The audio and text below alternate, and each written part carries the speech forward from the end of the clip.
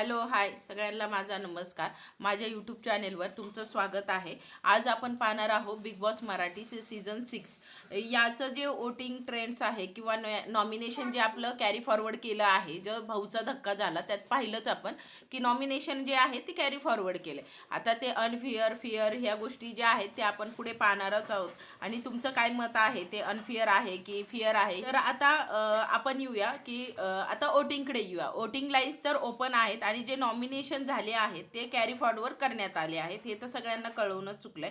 म्हणजेच मागच्या आठवड्यात जे वोट काउंट झाले आणि आत्ताचे वोट काउंट जे झालेत ते दोन्ही मिळून अंतिम ट्रेंड तयार होणार आहे, हे आपण पाहिलं आहे.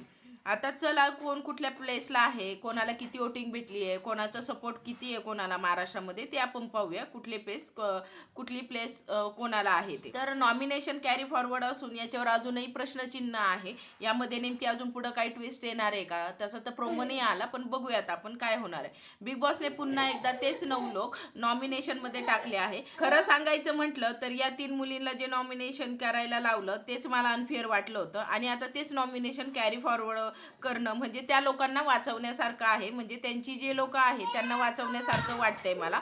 पण ठीक आहे, बघूया पुढे काय होतं. या 9 मधून 100% एक जण तर बाहेर जाणारच आहे. आता बिग बॉसमध्ये एक ट्विस्ट पॉसिबल आहे, जसं की उलट पुलट रूमचा गेम आहे. काल रितेश दादांनी स्पष्ट सांगितलं की या सीझनमध्ये खूप सारे ट्विस्ट दिसणार आहेत आणि आपल्याला माहिती आहे की बिग बॉसच्या घरात एक उलट पुलट रूम आहे. आता प्रश्न आहे की त्या उलट पुलट रूममधून काही सत्य बाहेर येणार का, किंवा त्या रूममधून नॉमिनेशन रिव्हर्स होणार का, एखाद्याचं नाव रिप्लेस होणार का, कॅप्टनला काही स्पेशल पॉवर दिली जाणार का, हे आपल्याला त्या उलट पुलट रूममधून काय घडते याच्यातून कळेल. प्रोमोमध्ये तर सध्या प्राजक्ता आपल्याला दिसून आली आहे, म्हणजेच काहीतरी बदल होण्याची दाट शक्यता आहे आणि शक्यता नक्कीच आहे. प्रोमोमध्ये ज्याच्यात आपण जो प्रोमो पाहिलाय त्यातून ते आपल्याला दिसतं. माझ्या मते 1-2 बदल होऊ शकतात, पण पूर्ण नॉमिनेशन तसंच राहण्याची जास्त शक्यता आहे. म्हणजे फक्त 1-2 बदल होतील पण पूर्ण नॉमिनेशन तसंच राहणार आहे. आता आपण वळूयात वोटिंग ट्रेंड्सवर. आता वोटिंग ट्रेंड्स जे चालू आहे सोशल मीडिया म्हणा किंवा जे पोल्स चालू आहे त्यानुसार सांगते. नंबर 9 वर येते रुचिता जामदार. आता कोल्हापूरची तिकीट मिरची, ज्याला रितेश भाऊंनी वाघीण असं म्हटलं आहे, पण बाहेर विषय असा आहे, चावीकरणला दिल्यामुळे विश्वास आणि झालेला विश्वासघात हे सगळं रुचिताला खूप महागात पडलंय आणि सध्याच्या सगळ्यात कमी वोट्स मिळाले ते रुचिताला मिळाले आहेत. नंबर 8 वर येतं प्रभू शेळके. प्रभू शेळकेचं जर पाहिलं तर फॅन फॉलोईंग भरपूर आहे. त्याचे रील्सही बाहेर भरपूर व्हायरल होत आहेत. मीमीज त्यावर चाललेली चर्चा हा एक वेगळाच फॅक्टर ठरतोय, पण त्याला पाहिजे तसा सपोर्ट मिळत नाहीये. रितेश दादांनी सोनालेली यावर चांगलाच टोला मारलाय, ते आपण भाऊच्या धक्क्यावर पाहिलं. सध्या तरी प्रभू नंबर 8 वर आहे, पण TRP व्हॅल्यूमुळे तो लगेच बाहेर जाईल असं मला वाटत नाही.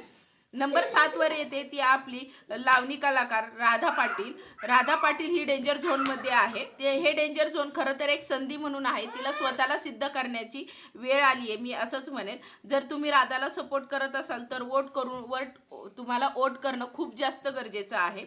सध्या तरी राधा पाटील ही 7व्या नंबरवर आहे. 6व्या नंबरवर येते सगळ्यांची लाडकी दीपाली सय्यदची कालची लावणी जबरदस्त होती, काही बोलण्याचा त्यात विषयच नाहीये. इंडस्ट्रीतलं मोठं नाव आणि बिग बॉसचं स्पष्ट सपोर्ट असलेली ती म्हणजे दीपाली सय्यद. पहिलीच एंट्री, सदस्य क्रमांक 1, हे सगळे प्लस पॉईंट तिच्यासाठी आहेत आणि तिला जास्त व्ह्यूही मिळत आहेत. त्याच्यामुळे तिला बिग बॉस तिच्या साईड नाही असं मला तरी वाटतं. सध्या तरी दीपाली सय्यद येत आहेत 6व्या नंबरवर आणि 5व्या नंबर जो घेतलाय तो म्हणजे आपले सागर कारंडे, विनोदाचे बादशाह. त्यांचा नंबर येतोय 5वा, सागर कारंडे यांचा. विनोदाचे बादशाह, एंटरटेनमेंटचे किंग असं ज्यांना म्हणतं, फुटेज मिळतंय, पण महाराष्ट्राला ज्या अपेक्षा आहेत त्या अजून पूर्णपणे दिसून येत नाहीये. हा वीक सागरचा खूपच इम्पॉर्टंट आहे. सध्या नंबर 5 वर आहेत ते. 4थ्या नंबरवर येते ती अनुश्री माने, जिला की फुटेज खूप कमी मिळतंय, पण मला ती स्ट्रॉंग कलाकार वाटते. तिच्यावर जे बाहेर मेमेस तयार होत आहेत किंवा तिचे इथून मागचे जे पॉडकास्ट आहे त्याच्यावरती जे बॉन वगैरे बोलली आहे त्याच्यावरून तिला ट्रोलही केलं गेलं, पण ती गेम खूप छान खेळतीये. तर अनुश्री माने सध्या 4 वर आहे, तिलाही सपोर्टची गरज आहे. चोर कोण हा विषय शेवटी अनुश्रीपर्यंत आला, तिची इमेज खराब होऊ नये म्हणून खूप शांत भूमिका घेतली तिने. आता राकेश बापट सोबतचा जो प्रोमो तिचा खूप चर्चेत आहे, मी प्रोमोवर जज करणार नाही, पण एपिसोड आला की खरं काय खोटं काय खरी गोष्ट कळेल आपल्याला. त्यानंतर अनुश्री तर सध्या 4 नंबरवर आहे. त्यानंतर नंबर 3 वर येते करण सोनवणे. करण सोनवणे जे आहे ते 3 वर आहेत. लोक म्हणतात ओव्हर कॉन्फिडन्स, पण फॅन फॉलोईंग असेल, पण तर ओव्हर कॉन्फिडन्समुळंच काय खाली येत आहे की काय सांगता येत नाही. फॅन फॉलोईंग आहे त्यांच्याकडे खूप, त्यांना नंबर 3 वर ठेवलेलं आहे. बिग बॉसने मुद्दाम त्यांना बॉटम 3 मध्ये दाखवलंय, म्हणजे गेमचं जे महत्त्व आहे ते सांगण्यासाठी. नंतर 3 नंबरवर जे आहे ते करण सोनवणे आहेत. प्रत्यक्षात करण टॉप 3 मध्ये आहे. आता फक्त गेम खेळायचा आहे. करण अजून पूर्ण गेम खेळायला चालू नाही केला. नंबर 2 वर आहे दिव्या शिंदे. दिसते कमी, पण फॅन फॉलोईंग तिची अफाट आहे. आणि लोक म्हणतात दिव्यासाठीच आम्ही बिग बॉस पाहतो. ही चर्चा तर बाहेर खूपच जास्त आहे. चांगली वक्ता, स्पष्ट भूमिका, त्यामुळे दिव्या जी आहे ती चांगलीच ट्रेंडवर चालली आहे. ती सध्या नंबर 2 वर आहे. तिला जरी एवढं अनुश्री माने, परत नंतर आपले रोशन भजनकर आणि दिव्या, ह्या तिघांना सगळ्यात कमी फुटेज मिळत आहे, पण तरी पण ते चांगल्या प्रकारे चालली आहेत. त्यांना मी तर असं म्हणेन की सगळ्यांनी चांगला सपोर्ट करा. नंबर 1 वरती आहे आपले रोशन भजनकर. सगळ्यात कमी फुटेज असून पण सगळ्यात जास्त सपोर्ट मिळतोय तो रोशन भजनकरला. महाराष्ट्राचं एकच म्हणणं आहे, रोशनला फुटेज द्या.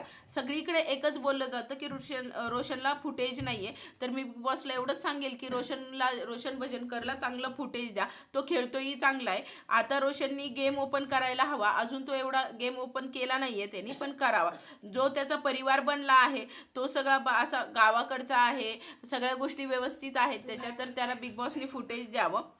बाहेरच्या जगाला कळते, हे सगळं बाहेरच्या जगाला कळतंय की आतमध्ये बिग बॉस काय करतायत ते. सध्या रोशन नंबर 1 वर राज्य करतोय. सगळ्यांचा सपोर्ट असावा रोशन भजनकरला. आता फायनल क्वेश्चन एकच आहे, बाहेर कोण जाणार? खरं सांगायचं तर या 9 मधून कुणीही बाहेर जाण्यासाठी डिझर्व तर करतच नाही अजिबात. जर उलटपुलट रूममध्ये नाव रिप्लेस झालं तर विषय पूर्ण बदलू शकतो. नाहीतर डिझर्विंग असलेले एखादं नाव घराच्या बाहेर जाण्याची दाट शक्यता आहे, आणि जे सगळं महाराष्ट्रासाठी अनफेअर ठरेल आणि प्रत्येक जो कुणी जाईल त्याच्या फॅन फॉलोईंगसाठी सुद्धा अनफेअर राहील. आता तुमचं मत काय आहे? ह्या 9 मधून कोण जाईल किंवा कोण बाहेर जायला हवं हे मला कमेंटमधून सांगा. तर आता वोटिंगचं तर मी सगळं सांगितलेच, कोणाची रँक काय आहे, कोणाची प्लेस काय आहे. तर आता पुढच्या व्हिडिओसाठी किंवा जो एपिसोड झालाय त्याच्या रिव्ह्यूसाठी माझ्या चॅनलला लाईक, सबस्क्राईब, शेअर करा. Bye, thank you.